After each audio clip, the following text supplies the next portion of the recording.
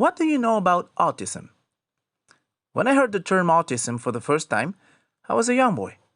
I recall listening to adults talking about kids who had it, and I used to think of it as some type of mental illness that locked kids out of the real world by having them in some sort of different dimension.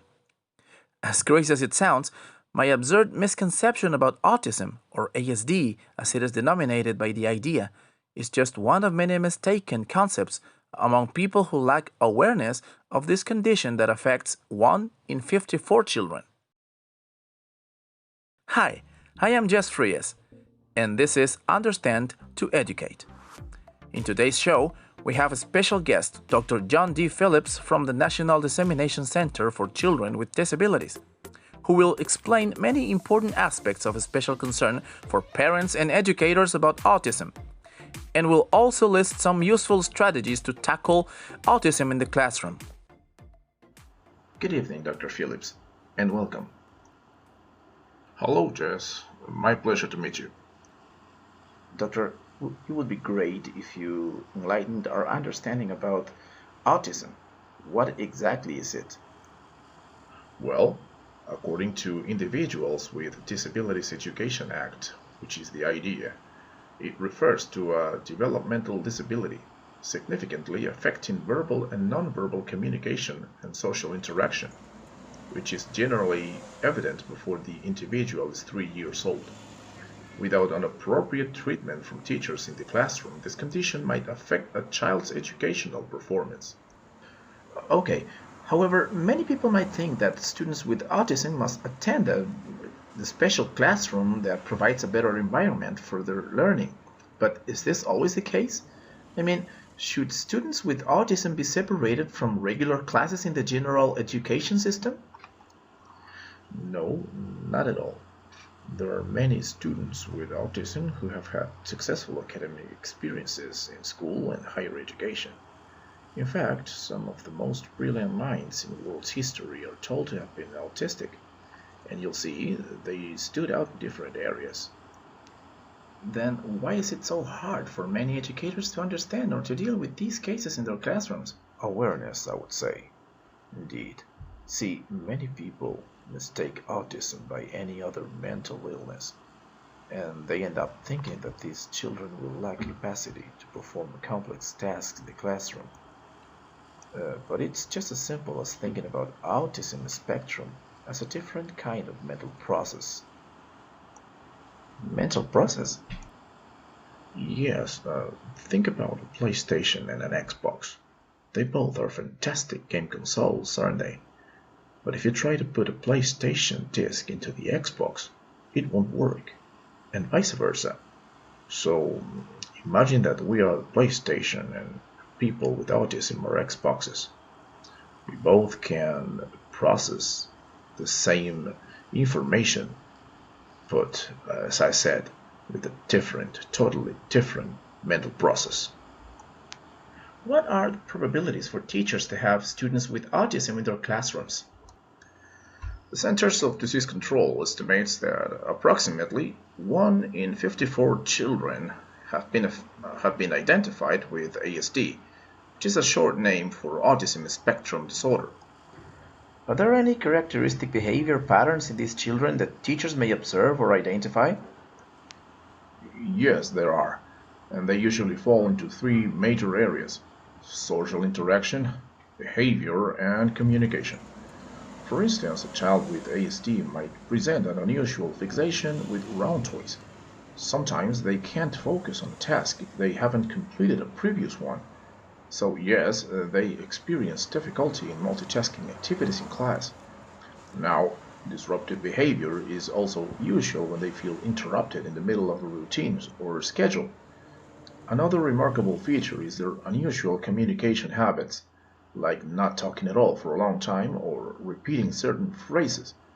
However, one of the most recognizable features is their difficulty in understanding social interactions. I see. And what about the performance? The learning, thinking, and problem-solving abilities of people with ASD can range from gifted to severely challenged.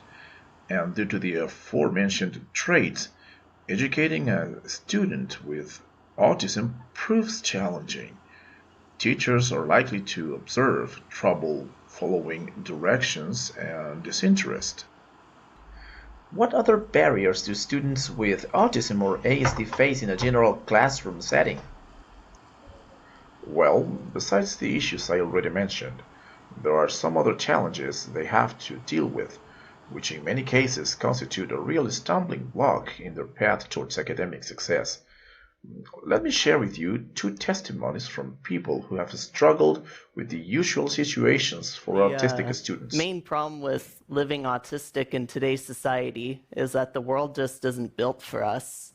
There's so many ways that we can get overwhelmed.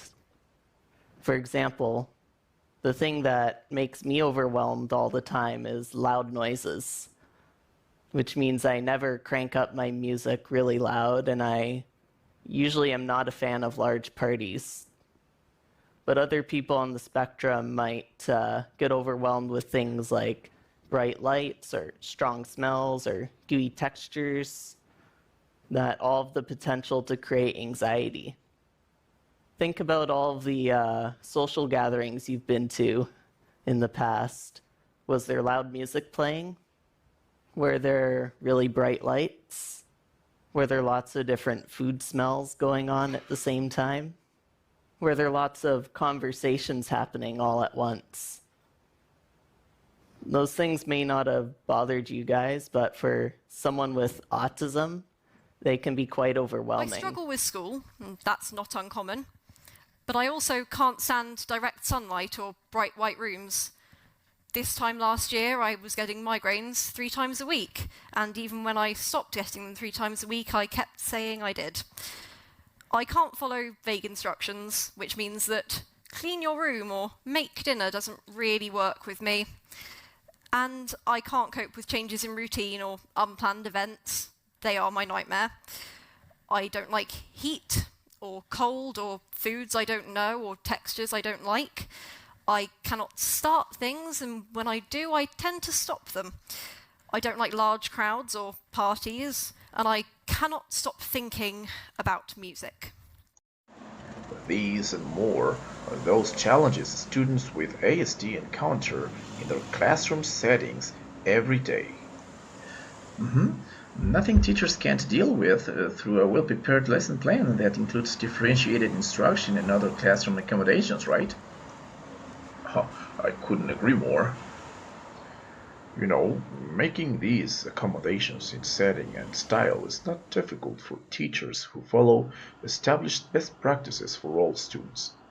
In fact, when teachers adapt instructional organization and delivery for students with autism, the likely result will be a higher degree of learning for the entire class.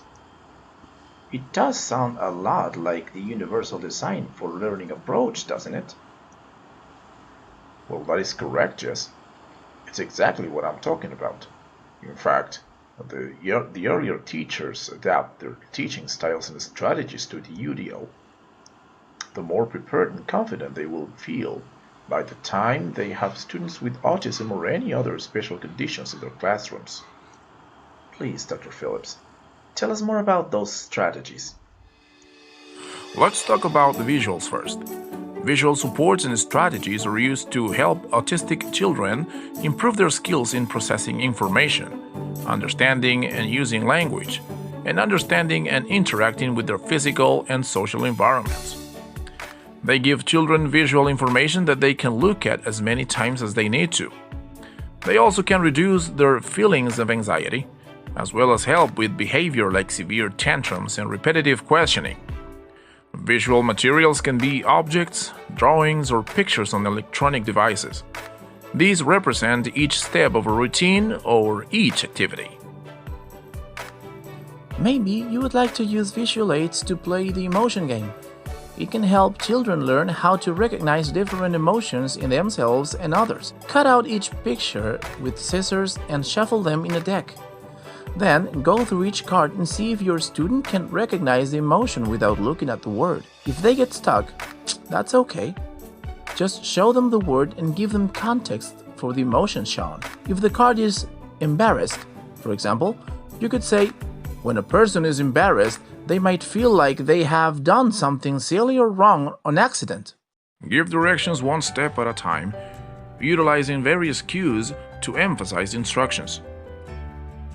For example, you can give directions on how to create a simple chart by verbalizing the steps while demonstrating how to do so.